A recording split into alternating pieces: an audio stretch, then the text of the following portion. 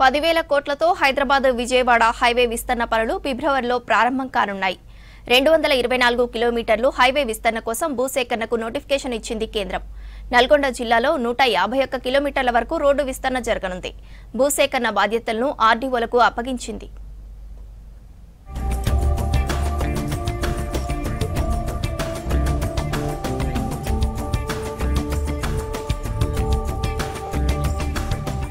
హైదరాబాద్ నుంచి విజయవాడ హైవే పనులు స్పీడ్ అందుకున్నాయి.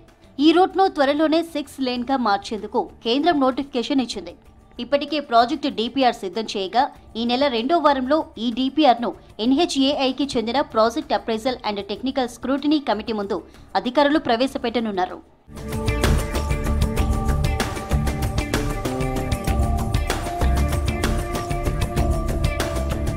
ఈ డిపిఆర్లో 4 వేర్వేరు ఆప్షన్లున్నాయి. మొదటి ఆప్షన్ ప్రకారం మొత్తం 231.32 కిలోమీటర్ల మేర హైవేను విస్తరించనున్నారు. తెలంగాణ పరిధిలో ఉన్న హైవేను 4 లేన్ నుంచి 6 లేన్గా మారుస్తారు.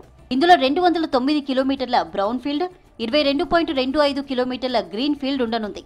మొత్తం హైవేలో 4 ఫ్లైఓవర్లు, చిన్న పెద్ద కలిపి 60 వెహికల్ అండర్ పాస్లు, జంతువులు రహదారి దాటడానికి ప్రత్యేకంగా 10 అండర్ పాస్లు నిర్మించనున్నారు.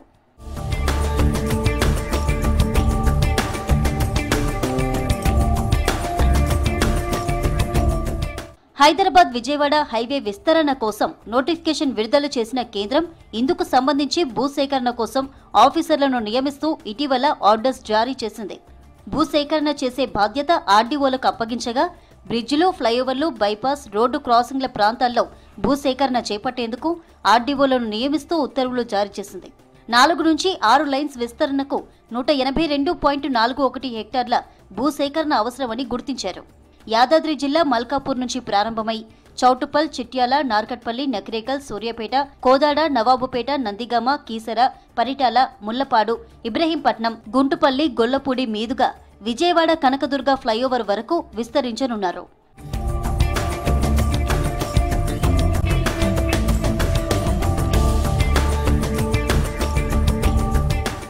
యాదాద్రి జిల్లా పరిధిలో మొత్తం 22 కిలోమీటర్ల హైవే ఉండగా ఇందులో యాదాద్రి భువనగిరి జిల్లాలో చౌటుప్పల్ మండలంలోని 9 గ్రామాల పరిధిలోని 12 ప్రాంతాల్లో భూసేకరణ చేపట్టనున్నారు. నల్గొండ జిల్లా పరిధిలో 65 కిలోమీటర్లు హైవే ఉండగా చిట్యాల మండలంలో 5, నార్కట్పల్లి మండలంలో 5, కట్టంగూరులో 4, నకరేకల్ 2, కేతేపల్లి 4 గ్రామాల్లో భూసేకరణ చేపట్టనున్నారు. సూర్యాపేట జిల్లాలో 64 కిలోమీటర్లుండగా సూర్యాపేట మండలంలో 4, చివెంలో 6, కోదాడలో 4, మునగాలలో 5 గ్రామాల్లో భూసేకరణ చేపట్టనున్నారు.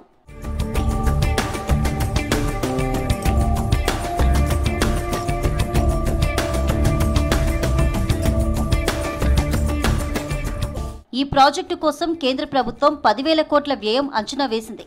2026-27లో పనులు ప్రారంభమయ్యే అవకాశాలున్నాయి. PATSC కమిటీ ఆమోదం తర్వాత నివేదికను public private partnership appraisal committee ముందు ఉంచుతారు.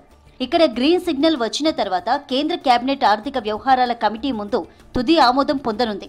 దీంతో NHAI టెండర్ ప్రక్రియకు కావాల్సిన ఏర్పాట్లు చేస్తోంది. ఈ దశకు మరో 2-3 నెలలు పట్టొచ్చని అంచనా వేస్తున్నారు. 2026-27 సంవత్సరంలో ఈ భారీ రహదారి విస్తరణ పనులు ప్రారంభం కానున్నాయి.